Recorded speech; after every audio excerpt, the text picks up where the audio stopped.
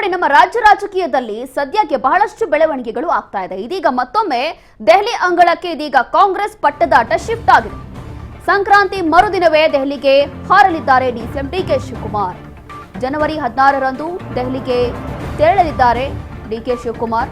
ಅಸ್ಸಾಂ ಚುನಾವಣೆ ತಯಾರಿ ಜೊತೆಗೆ ರಾಜಕೀಯ ಚರ್ಚೆನೂ ಆಗುತ್ತಾ ಅನ್ನೋ ಪ್ರಶ್ನೆ. 2 ದಿನ ದೆಹಲಿಗೆ ಹೋಗ್ತಿದ್ದಾರೆ ಡಿಸಿಎಂ ಡಿಕೆ ಶಿವಕುಮಾರ್ ಅವರು. ಇದೇ ಸಂದರ್ಭದಲ್ಲಿ ರಾಜ್ಯ ನಾಯಕತ್ವದ ಬಗ್ಗೆಯೂ ಕೂಡ ಚರ್ಚೆ ಆಗುವಂತ ಸಾಧ್ಯತೆ ಇದೆ.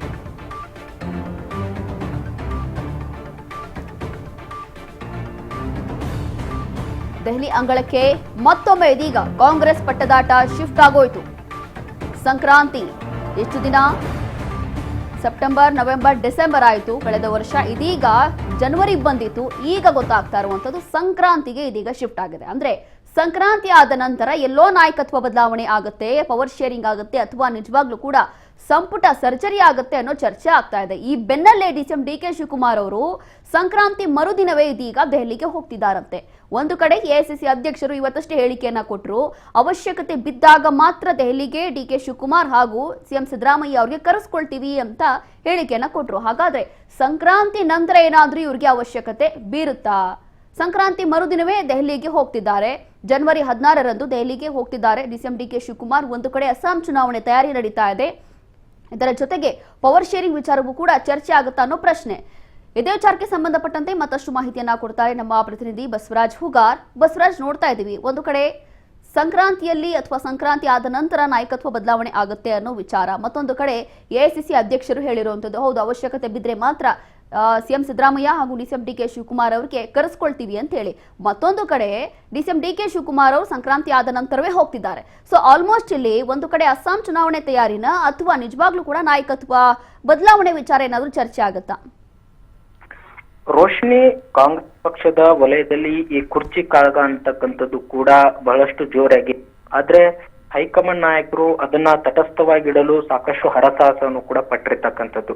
ಡಿಸಿಎಂ ಡಿಕೆ ಶಿವಕುಮಾರ್ ಅವರ ಆಪ್ತ ಶಾಸಕರು ಜನವರಿಗೆ ಎಲ್ಲ ಬದಲಾವಣೆ ಆಗುತ್ತೆ, ಡಿಕೆ ಶಿವಕುಮಾರ್ ಅವರು ಸಿಎಂ ಆಗ್ತಾರೆ ಅನ್ನುವಂಥದ್ದು ಅವರ ಆಪ್ತ ಶಾಸಕರು ಆಗಿರತಕ್ಕಂತ ಇಕ್ಬಾಲ್ ಹುಸೇನ್ ಅವರು ಮತ್ತೆ ಬಸವರಾಜ್ ಶಿವಗಂಗಾ ಅವರು ಅನೇಕ ಶಾಸಕರು ಕೂಡ ಒಂದಿಷ್ಟು ಹೇಳಿಕೆಗಳನ್ನ ಕೊಡ್ತಾ ಇದ್ರು. ಆದ್ರೆ ಇದೀಗ ಜನವರಿ 6ರ ಒಳಗಡೆ ಎಲ್ಲ ಆಗುತ್ತೆ ಅನ್ನುವಂಥದ್ದು ಕೂಡ ಹೇಳ್ತಾ ಇದ್ರು. ಅದೆಲ್ಲವೂ ಕೂಡ ಈಗ ಮುಗಿದಿರ್ತಕ್ಕಂಥದ್ದು. ಹಾಗಾಗಿ ಏನು ಕೂಡ ಬದಲಾವಣೆ ಆಗ್ತಾ ಇಲ್ಲ ಅನ್ನುವಂಥ ಲೆಕ್ಕಾಚಾರದಲ್ಲಿ ಆತಂಕದಲ್ಲಿ ಕೂಡ ಡಿಕೆ ಶಿವಕುಮಾರ್ ಅವರ ಆಪ್ತ ಶಾಸಕರು ಕೂಡ ಇರುವಂತದ್ದು.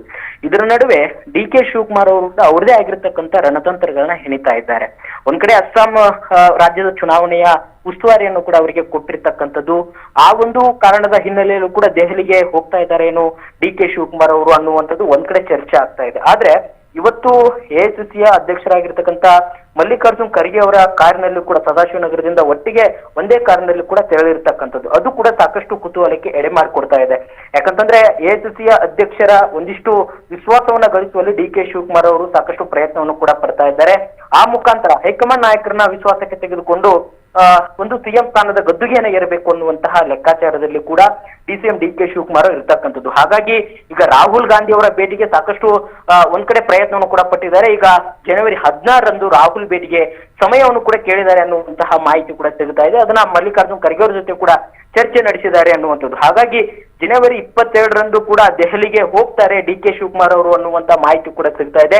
ಅವತ್ತು ಅಲ್ಲಿ ಒಂದಿಷ್ಟು ಚರ್ಚೆಯನ್ನ ನಡೆಸುವಂತ ಸಾಧ್ಯತೆ. ರಾಹುಲ್ ಗಾಂಧಿ ಅವರನ್ನ ಹಲವಾರು ಸಾರಿ ಭೇಟಿಗೆ ಅವಕಾಶ ಮಾಡಿಕೊಡುವಂತ ರೀತಿಯಲ್ಲಿ ಸಾಕಷ್ಟು ಪ್ರಯತ್ನ ಪಟ್ಟಿದ್ದಾರೆ. ಆದ್ರೆ ಅನೇಕ ರೀತಿಯ ಕಾರಣಗಳಿಂದ ಅವರು ಭೇಟಿಗೆ ಅವಕಾಶ ಸಿಕ್ಕಿಲ್ಲ. ಹಾಗಾಗಿ ಇದೀಗ ಮತ್ತೆ ಏನು 22ನೇ ತಾರೀಕಿಗೆ ಡಿಕೆ ಶಿವಕುಮಾರ್ ಅವರು ದೆಹಲಿಗೆ ಹೋದಂತ ಸಂದರ್ಭದಲ್ಲಿ ಅವ್ರನ್ನ ಭೇಟಿಯಾಗಿ ಈ ಒಂದು ಕುರ್ಚಿ ವಿಚಾರಕ್ಕೆ ಸಂಬಂಧಪಟ್ಟಂತೆ ಚರ್ಚೆ ನಡೆಸುವಂತ ಸಾಧ್ಯತೆ. ಅದರ ಜೊತೆಗೆ ಅವ್ರಿಗೆ ಏನು ಚುನಾವಣೆಯ ಒಂದು ಉಸ್ತುವಾರಿಯನ್ನು ವಹಿಸಿದ್ದಾರೆ ಅಸ್ಸಾಂ ರಾಜ್ಯದ ಚುನಾವಣೆ, ಅದರದ್ದು ಕೂಡ ಚರ್ಚೆ ನಡೆಸುವಂತ ಎಲ್ಲ ಸಾಧ್ಯತೆ ಕೂಡ ಇದೆ.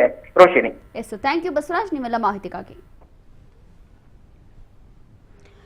ಈಗಾಗಲೇ ದೆಹಲಿ ಅಂಗಳಕ್ಕೆ ಮತ್ತೊಮ್ಮೆ ಕಾಂಗ್ರೆಸ್ ಪಟ್ಟದಾಟ ಶಿಫ್ಟ್ ಆಯ್ತಾ ಅನ್ನೋ ಪ್ರಶ್ನೆ ಮೂಡ್ತಾ ಇದೆ. ಕಾರಣ ಏನು ಅಂತಂದ್ರೆ ಎಲ್ಲಾ ರೀತಿಯಾದಂತಹ ತಯಾರಿ, ಅಂದ್ರೆ ಅಸ್ಸಾಂ ಚುನಾವಣೆ ತಯಾರಿ ಒಂದು ಕಡೆ, ಮತ್ತೊಂದು ಕಡೆ ನಾಯಕತ್ವ ಬದಲಾವಣೆ ಚರ್ಚೆ, ಅದರಲ್ಲೂ ಕೂಡ ಸಂಕ್ರಾಂತಿಗೆ ಶಿಫ್ಟ್ ಆಗಿದೆ ಈಗ. ಹಾಗಾಗಿ ಸಂಕ್ರಾಂತಿ ಆದ ನಂತರ ಎಲ್ಲವೂ ಕೂಡ ಬದಲಾಗುತ್ತಾ ನಿಜವಾಗ್ಲೂ ಕೂಡ ಕಾದು ನೋಡಬೇಕಿದೆ.